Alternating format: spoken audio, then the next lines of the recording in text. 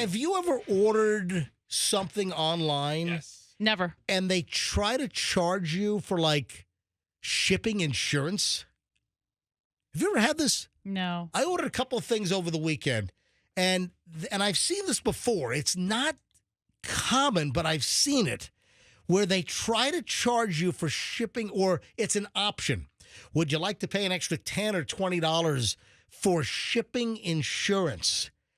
And I don't do that. It's not my responsibility. If you ship me something, UPS or FedEx or USPS, I don't need to pay extra money for insurance. It seems like it's just a scammy revenue generator, and I don't like that. So I did not buy the extra insurance. And they try to suggest that, if you don't buy the shipping insurance, that we're only going to be liable for the first $100 or something to that effect. No. Let me tell you, if you order something from somewhere and the shipper sends it to you, they're responsible to make sure that you get it. Them and the shipping company. So I'm not going to get suckered into like some kind of shipping insurance. Have you ever had this happen to you? I don't order enough stuff online to even know it. I've never seen it, but I don't think I order And I'll tell you what, 5 things a year. I tell you what, I ordered some ammo. Okay. I ordered some new ammo. I wanted to beef up on a couple of rounds. You're going to want to get insurance on that, young man. But see, that seems like the kind of thing where somebody in your mindset would think, I need to have insurance on that. But that's not my fault. I'm saying that the typical consumer, they know they're targeting somebody who is already kind of a little paranoid, and you're like, oh my gosh, what happens if something happened? Like my box disappears. They already know. Let me tell you about Big Herb's House of Shipping Insurance. Listen, the seller, the company you're buying from, the seller, not the buyer, is responsible for a lost package on top of the shipping company. But some companies are trying to get the consumer to just pay an additional fee for so-called shipping insurance, which don't fall for that rack. You know, listen, I want to take a call or two on this. Okay. Professor, stop talking like Big Cliff from Big Cliff's Ammo Barn. All right? Wait. I have nothing to do with the ammo business. I am in the shipping insurance business. Can I just ask you? Yes. What are these double bunny ears that you're doing? Who's doing that? You did. I did little You quotes. did like this. Yeah. I did quotes. That's his air quotes. No. What you did is double bunny ears. That's air quotes. Right. Hang on. Do you have Michelle's camera on, Andrew?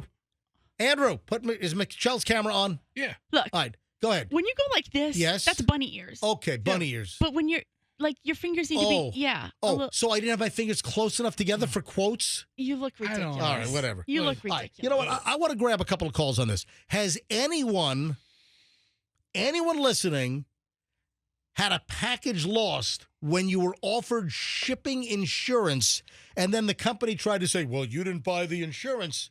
Or if anyone has any insight on this, does anyone have any thoughts? Anyone have any experience? Do we have anyone listening that's a company that ships stuff out across the country and you guys offer the shipping insurance?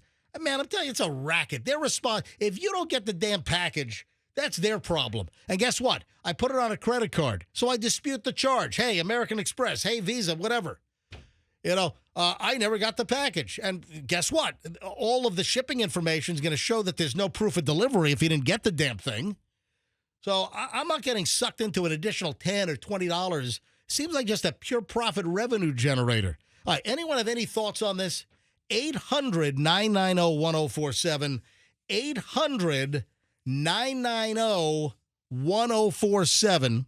If you have any experience with shipping insurance.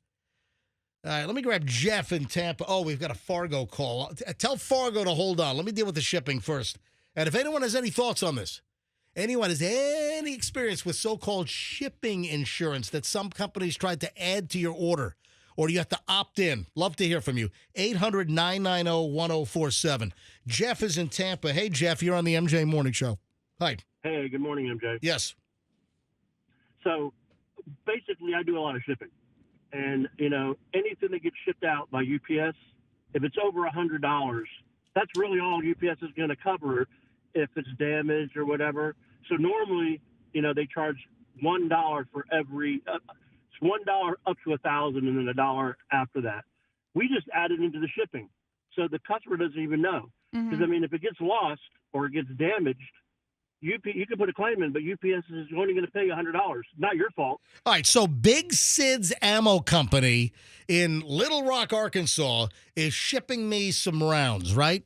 And I did not opt into their additional $21 for shipping insurance, and the shipment is lost. I'm not responsible for that.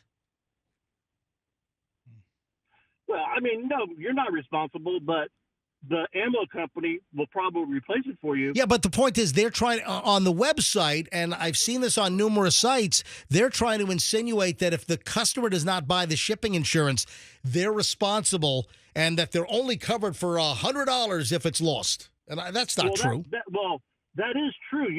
If it gets lost and the ammo company puts a claim in, that's all the ammo company's going to get. They're going to get $100.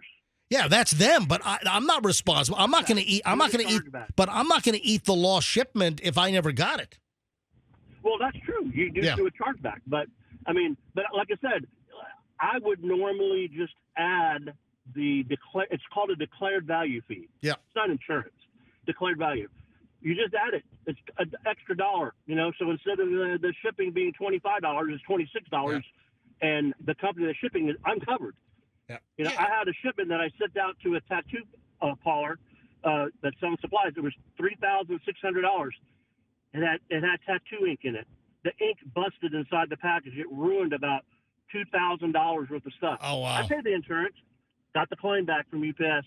Customer got the brand new order. Wow. Thank you, Jeff. Appreciate the call. Let me grab Kristen in Tampa. Well, Jeff is talking about a $1 or $2 charge. You were like 20-something. Yeah, it was expensive. And listen, they're just trying to see how many people will pay for it, and it just subsidizes adds more to their shipping profit. Let me grab Kristen in Tampa. Hi, Kristen. You're on the MJ Morning Show. Hi there. Good morning. How are you? Hey. Hey. So I have lots of thoughts on this shipping insurance. It's actually saved me many times because I do a lot of online shopping, just boutiques, a lot of clothing, right? I'm here in South Tampa, and the post office has actually lost 8 or 9 of my packages, just clothing that's come. So I finally started adding that $1 or $2. Hold on, you're shipping out or you're receiving? Receiving. Yeah, but you just go to your credit card company, you say, I never got this, you dispute the charge, they reverse it. What's ironic is that I'm sitting here listening to you say that, and that never even occurred to me to do that. And I have fought and fought and fought with these companies and with the post office. So now I do. I spend that extra $1 or $2. You don't need to do it. You don't need to spend the extra money on insurance to cover the shipment. You just make sure it's on a card, a credit card that has great member benefits and support.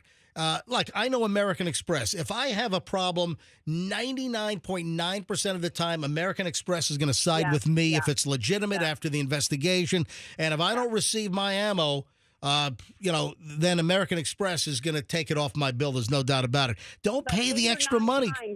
What? It's like, what a hassle. But 8 or 9 times in, when you're losing packages over and over and over, it's such a hassle to have to sit there and dispute it. Well, first of all, UPS and FedEx are a lot more reliable than the U.S. Postal Service these days. I finally just I try to avoid anything from USPS these days because I've just had too much crap that has just gone missing and lost. It's unbelievable. And they don't care. They don't care. I had a scuba part. I had a scuba part that was sent from Pennsylvania. It never even showed up.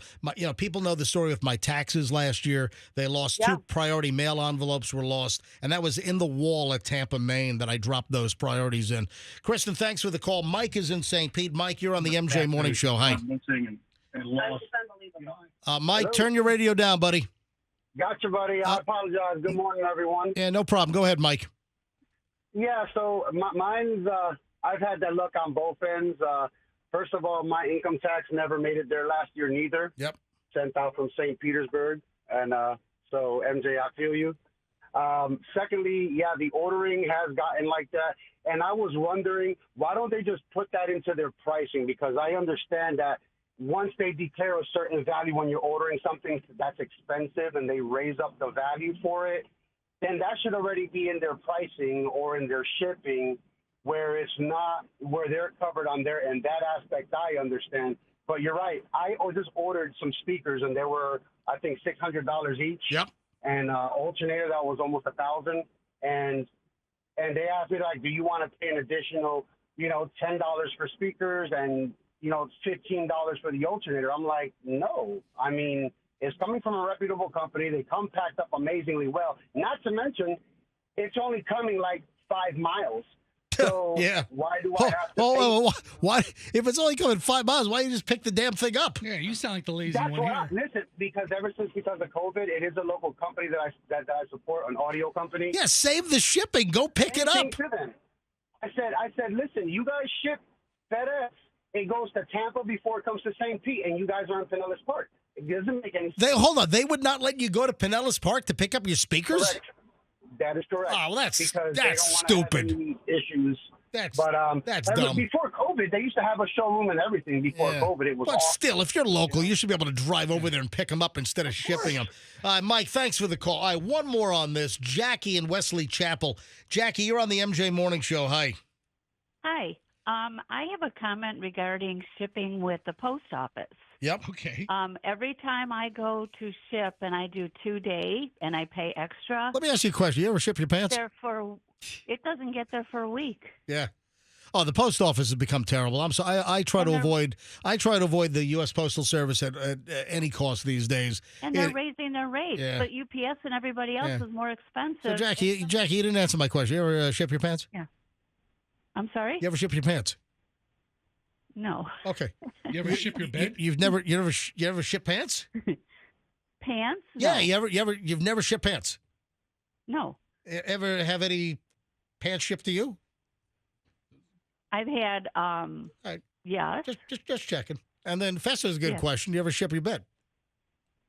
No. Okay. All right. Well, Jackie, thanks for calling in. I appreciate it. Thank you. All right. Bye. All right, we're having fun with that old Kmart commercial. Remember that?